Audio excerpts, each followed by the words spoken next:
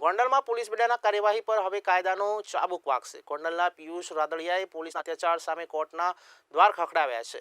Police દ્વારા કાયદો હાથમાં લઈ અમાનવીય અત્યાચાર કરાયો હોવાના ગંભીર આક્ષેપ કર્યા હતા।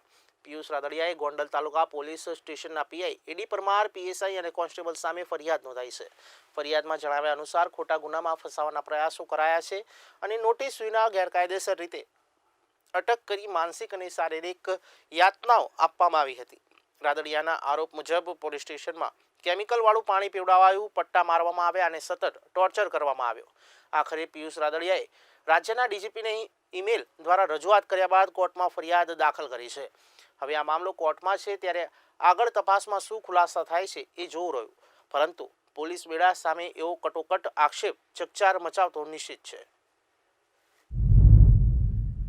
અમને જે અહીંથી સિવિલ હોસ્પિટલેથી રાજકોટ ખાતે લઈ ગયા અને રાજકોટ ખાતેથી અમે જે ફરિયાદ કરેલી, જે મારા મધરે પણ તે દિવસે અહીંયા ગોંડલ કોર્ટમાં ફરિયાદ કરેલી, એ અનુસંધાને અમે આજે ગોંડલ નામદાર કોર્ટની અંદરમાં ફરિયાદ કરી છે। ગઈકાલે પણ મેં રાજ્યના ડીજીપી શ્રી વિકાસ સાહેબને પણ મેં મેલ મારફતે જાણ કરી છે।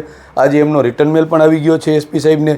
જોઈએ હવે, મને કોર્ટ પાસેથી આશા છે, પણ વિકાસ સાહેબ પાસેથી પણ આશા છે કે મને ન્યાય મળશે ને મળશે।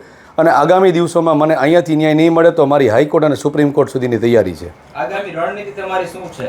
રણનીતિ તો કાંઈ નહીં, બસ જે અમારી પર અત્યાચાર થયો છે એ અત્યાચારની સામે અમે પગલાં લેશું અને જે અમારી પર ખોટા કેસો કર્યા છે એ કેસો અમે નામદાર હાઈકોર્ટમાં જઈ અને હકીકત વાકેફ કરીને અમારા કેસો જે છે એ કોષ કરવાની તજવીજ હાથ ધરશું। કોની મદદગારીમાં તમને અટક કરવામાં આવી? બન્ની ગજેરાની ખોટી મદદગારીમાં। જે બન્ની ગજેરાને મેં મદદગારી કરી હતી એ માત્ર ને માત્ર પાટીદાર સમાજનો હોય, એમને 1 માસનો દીકરો હોય, મારા મિત્રના કહેવાથી મેં એની સાથે જે કાંઈ મદદ કરેલી એ મિત્રતાની નાતે અને પાટીદાર સમાજનો હોય એના નાતે મદદ કરેલી, પણ તેમ છતાં કોઈ રાજકીય ઇશારે અમને ખોટી રીતે સંડોવી દીધા આમાં।